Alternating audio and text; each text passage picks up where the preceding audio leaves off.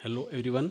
आज हम आपके लेसन नंबर 6 जिसका नाम है दिस इज जॉडीज फोन के पार्ट नंबर 3 पर क्या दे रखा है ये हम जानेंगे।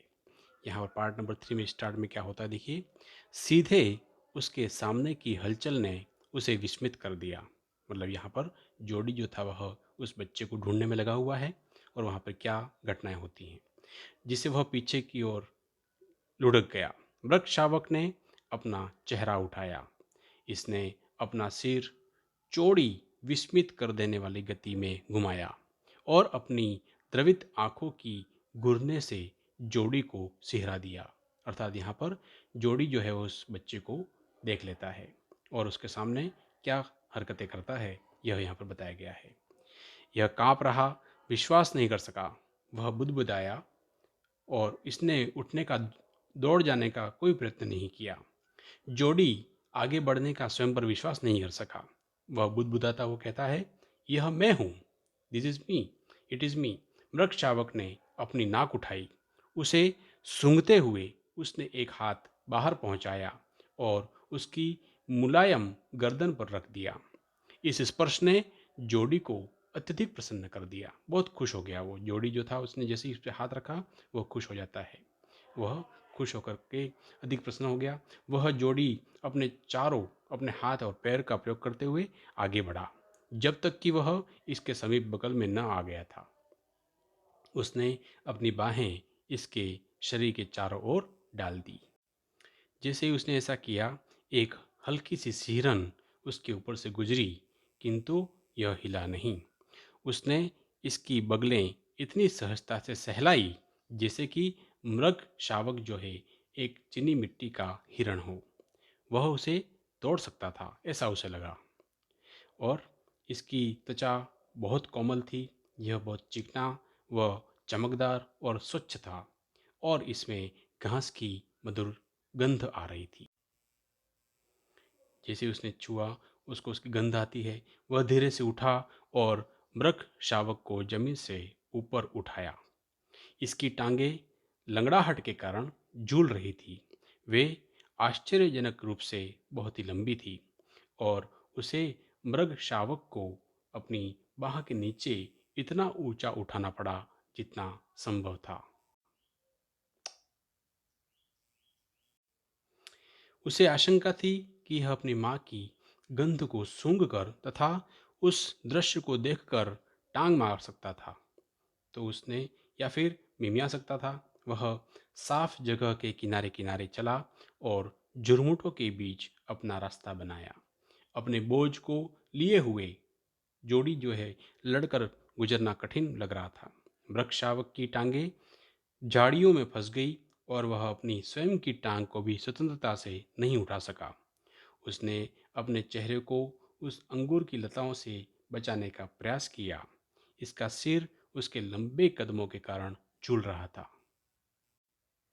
उसका हृदय उसकी स्वीकृति के आश्चर्य से धड़का।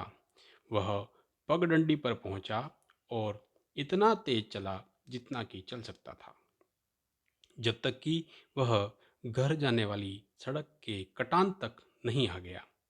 वह आराम करने रुका और मृग शावक को उसकी लड़खड़ाती टांगों पर ही खड़ा कर दिया। वह उन पर डगमगाया।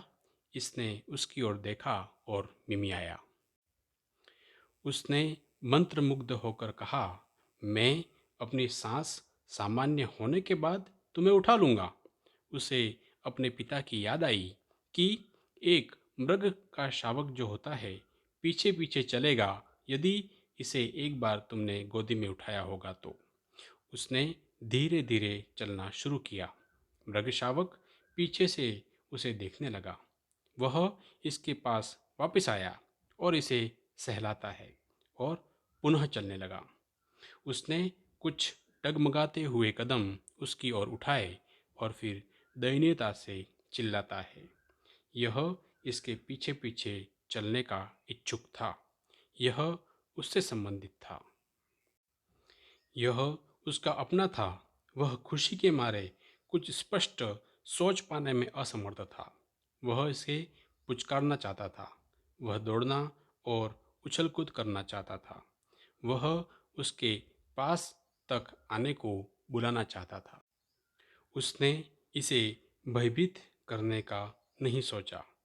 उसको इसके ऊपर उठाता है और इसे अपनी ओर दोनों भुजाओं पर अपने सामने उठाकर इसे ले गया। उसे ऐसा प्रतीत हुआ कि वह बिना प्रयास के चला। उसकी भुजाओं में दर्द होने लगा और उसे पुनः रुक जाने के लिए बाध्य किया गया। जब वह फिर चला तो मृग शावक तुरंत ही उसके पीछे पीछे चला। उसने इसे कुछ दूरी तक चलने की अनुमति दी, फिर इसे पुनः उठा लिया। घर की दूरी कुछ नहीं थी उसके लिए। वह पूरे दिन और रात में भी चल सकता था। इसे गोद में ले जाते हुए वह इसके पीछे पीछे आते देखते हुए वह पसीने से गीला हो गया था, किंतु जून सवेरे की बहती मंद पवन उसे शीतलता दे रही थी। आकाश इतना साफ था जितना कि नीले चीनी मिट्टी के कप के रूप में झरने का जल हो। वह साफ स्थान पर आया। यह रात की वर्षा के बाद ताजा व हरा था। उसने सिटकनी को टटोला और मृग शावक का प्रबंध करने के लिए आखिरकार उसे नीचे रख दिया।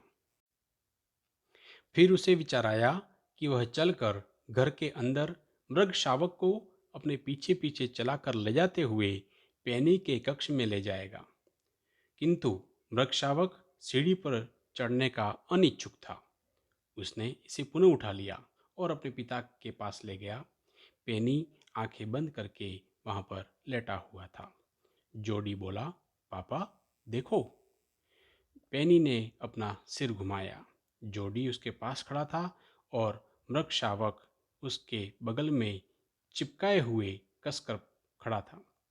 पेनी को लगा कि जोडी की आंखें उतनी ही चमकदार थी जितनी कि मृग शावक की। उसने कहा, मुझे खुशी है कि तुमने उसे ढूंढ लिया। जोडी फिर किचन की ओर गया। मृग शावक उसे पीछे लड़खड़ाता हुआ चला। वहां दूध के पात्र में सुबह का दूध सुरक्षित पड़ा था। इस पर मलाई आ गई थी। उसने मलाई को एक छोटे से तुम्बे में डाल दिया। उसने इसे मृग शावक के पास थामे रखा और उसने इसे सूंघकर अचानक सिर से टक्कर मारी और जोड़ी ने इसे फर्श में फैलने से बहुत ही खतरनाक ढंग से बचा लिया। यह इस तुम्बे में रखे हुए दूध का कुछ उपयोग नहीं कर सका। जोडी उसे दूध पिलाने के लिए क्या करता है, उसने अपनी उंगलियों को दूध में डुबोई और मृग शावक के गीले व कोमल मुंह में ठूस दी। इसने लालच में उसे चूसा। जब उसने इन्हें खींचा, यह व्यग्रता में मिमियाया और सिर से उसे टक्कर मारी। उसने अपनी उंगलियां पुनः डुबोई और जैसे ही मृग शावक ने उसे चूसा तो उसने उठाकर धीरे धीरे दूध के अंदर की ओर ले गया। मृग शावक ऊंचा उठा, चूसा और सूंघने लगा। इस प्रकार इसने चूसने लगा। इसने अधीर होकर अपनी खूर जमीन पर पटक करके मारे। जब तक इसने मदमस्त होकर उसे चूसने के लिए नीचे की तरफ रखा, जब तक उसने अपनी उंगलियां दूध के स्तर के नीचे रखी, मृग शावक संतुष्ट हो गया।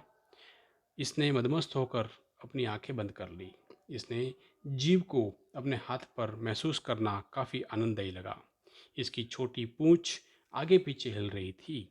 दूध की अंतिम घूंट चक्कर खाते झाग के रूप में गड़पने की आवाज़ के साथ समाप्त हो गई। यह पाठ जो है मार्जोरी किन्नन रॉलिंग्स के द्वारा लिखा गया है।